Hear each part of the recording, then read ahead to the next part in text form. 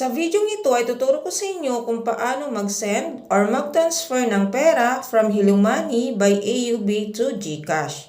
So ang una po natin gagawin ay open ang ating Hello Money by AUB app. So ilalagay lang po natin dito ang ating email or mobile number.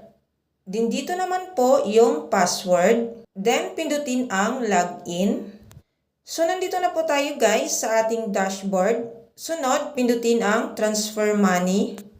So may lalabas po na ganito. Sunod, pindutin ang destination bank name. So para po mabilis tayo, i-type nyo po dito sa search ang GCash. So ayun na siya guys, may lalabas po na GExchange/GCash. So pindutin nyo lang po yan. So for non-AUB transfers, there will be a convenience fee of 8 pesos. Then sunod, dito naman po sa destination account number, ilalagay nyo po dito yung GCash number ng pagpapadalhan nyo. Then sunod, dito naman po sa destination account name, ilalagay nyo po dito yung pangalan ng GCash account ng pagpapadalhan nyo. Then sunod, dito naman po sa amount, ilalagay nyo po dito kung magkano yung ipapadala nyo. So for example sa akin guys, ang laman po ng Hello Money account ko ay 3,387.88. So ibabawas ko po yung 8 pesos na convenience fee, kaya ang ipapadala ko na lang po ay 3,379 pesos.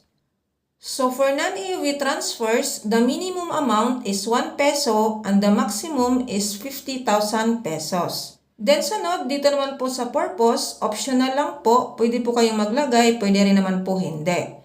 Din dito naman po sa remarks, ganun din po, optional, pwede po kayong maglagay, pwede rin naman po hindi. So pag okay na, sunod, pindutin ang continue. So ayan na siya guys, confirm transfer. Are you sure that the account number and amount you entered are correct? Confirm transactions will be not refunded. So guys, i-double check nyo po maigi kung tama yung nailagay nyo sa destination account number, destination account name, and then sa amount. So guys, makikita nyo po dito yung convenience fee na 8 pesos. Then sunod, pag okay na, pindutin ang box na maliit katabi ng yes, I confirm that the transaction details are correct.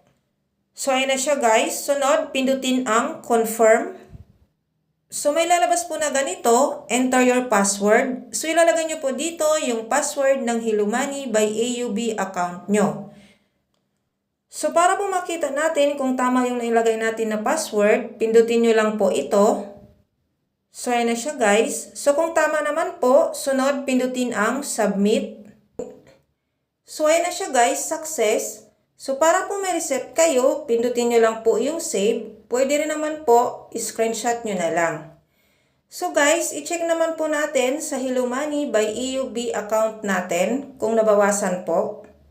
So ayun na siya guys. So ang available balance ay 88 centavos. So para po ma-check nyo, pindutin nyo lang po yung transaction history. So kayo na lang po bahala dyan guys. So dahil sa GCash account ko lang din po ako nagpadala, i-check ko na po guys kung na-receive ko na. So ayan na siya guys, GCash funds received. You have received 3,379 pesos of GCash from Asia United Bank Corporation. So ayan na siya guys, na-receive ko na po yung pinadala ko. So ganoon lang po kadali guys kung paano mag-send or mag-transfer ng pera from Hello Money by AUB to GCash. So kung may katanungan po kayo, comment lang po kayo sa comment section.